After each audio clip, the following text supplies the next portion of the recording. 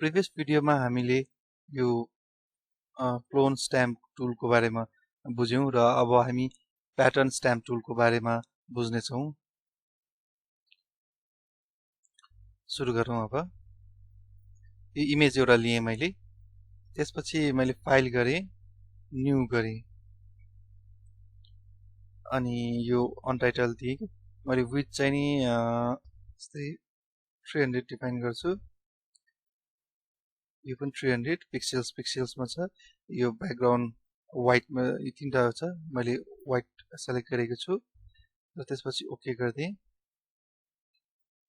And अब यसलाई यो मुभ टुल लिएर म यो जुन ओरिजिनल इमेज छ यसलाई मुभ गर्छु। म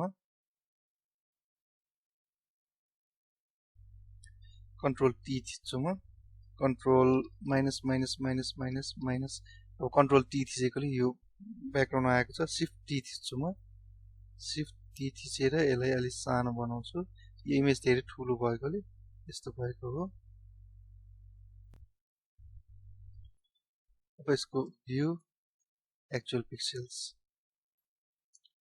त्यसपछि म यो टुल सेलेक्ट गर्छु।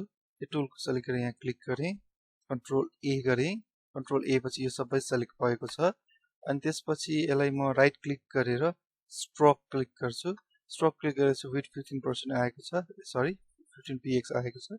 यो डिफल्टै छोडिदिन्छु। सेन्टर आएको छ, नर्मल। अब यो सबै ओके गरिदिन्छु।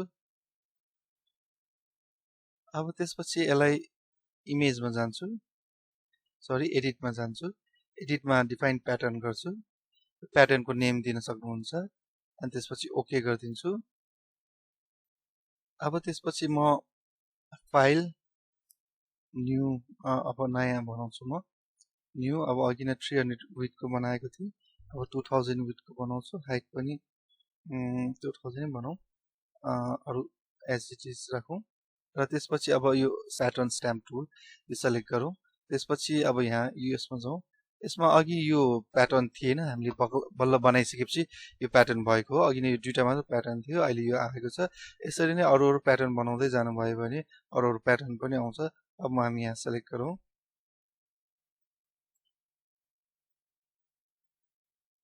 जस्तै यो प्याटर्न आएको छ। यो जुन मेरो फोटो छ यो फोटो नै आएको छ, यसरी हेर्न सक्नुहुन्छ। अब यसलाई अलिक ठुलो बनाउनु पर्ने छ भनेदेखि चाहिँ यस्तो पनि गर्न सकिन्छ। फेरि अर्को एउटा लिउँ, न्यू। यसमा चाहिँ 400 मात्र राख्नु। यसमा अलिक ठुलो देखिएको छ, हेर्नु होला।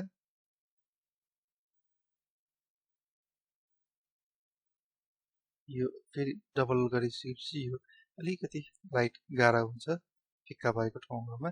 अब कस्तो साइजको बनाउनु पर्ने छ साइज चाहिँ डिफाइन गरेर आफूलाई चाहिने प्याटर्न हामीले बनाउन सक्छौँ, सानो ठुलो।